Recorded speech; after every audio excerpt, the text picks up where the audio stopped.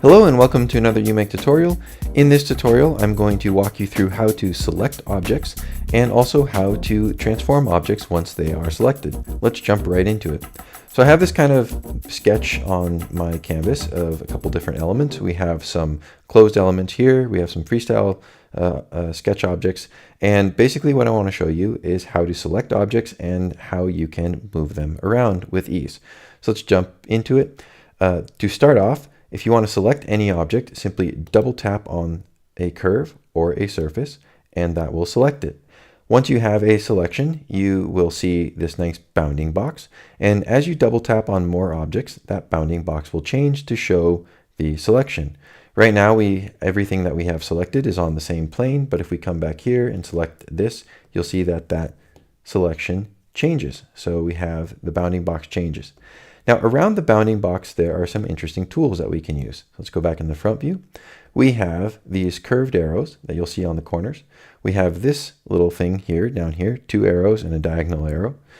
We have the little scissor icon, and we have these kind of dashes and dots around the edges and the corners. What do all of these do? Well, the curved arrows let you rotate a selection. So you can rotate this, and it'll rotate every 45 degrees and snap. This arrow here will let you rotate kind of in space, so you can see that without having to change my view, I can rotate in space like this. These little dashes here allow you to non-uniformly scale the selection. So if I want to squish this in, I can squish that in. I'll pull this back out.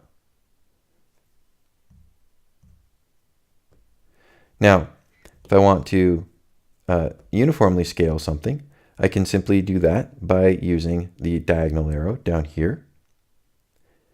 And if I want to move a selection, if I want to move objects that have been selected, I can either use these arrows to move them along to move them horizontally or vertically. So I can do this or this. But in addition to that, I can grab anything that is selected. So I can grab this circle and I can move it freely in any direction that I want. Just make sure that you drag on something that has already been selected.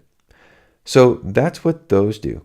Now you'll see this little scissor icon here, and that's kind of interesting. If you tap on this, basically, especially for something like, let's see, this square down here, if I select everything in this square and I tap on this, if I drag this out, especially like this curve here, if I double tap on this curve here and I have the scissors selected, that's going to pull that curve off of this closed object. So it basically detaches this curve from this closed object. If this is off, I'll go back and I leave this off. If I move this curve, you'll see that the rectangle will actually change. So that's what that scissor icon does. It's basically, now that closed shapes, especially like squares and cubes, if this is selected, it kind of detaches all the connected curves. So just keep that in mind. All right. Now, there's another way to select multiple objects. So you can double tap on each object individually. Let's see. Let's do that again. But if I want to select tons of objects at the same time, I can do that a lot easier. So here you see, like, I have all these little curves from a freestyle sketch. I don't want to have to go through and double tap each of these to bring them into the selection.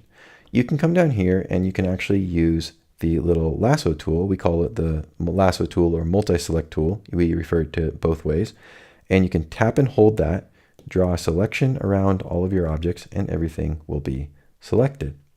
And once everything is selected, you can simply move it around the way that you want and transform it any way that you see fit based on your design. One last thing I want to mention is, based on the orientation of the camera, those tools that I showed you earlier will move. So right now, those tools are on this face. If I move this back over here, those tools kind of shift around so that they are closer to the camera and more meaningful based on the orientation of the camera. So you can see how they shift based on the way that you are viewing your selection. All right, so that's about it. I hope that this tutorial was helpful and useful for you. If you have any comments, questions, or feedback for us, definitely let us know on our YouTube, Facebook, Instagram, and Twitter channels. Hope this was helpful, and we can't wait to see what you make. Take care. Bye-bye.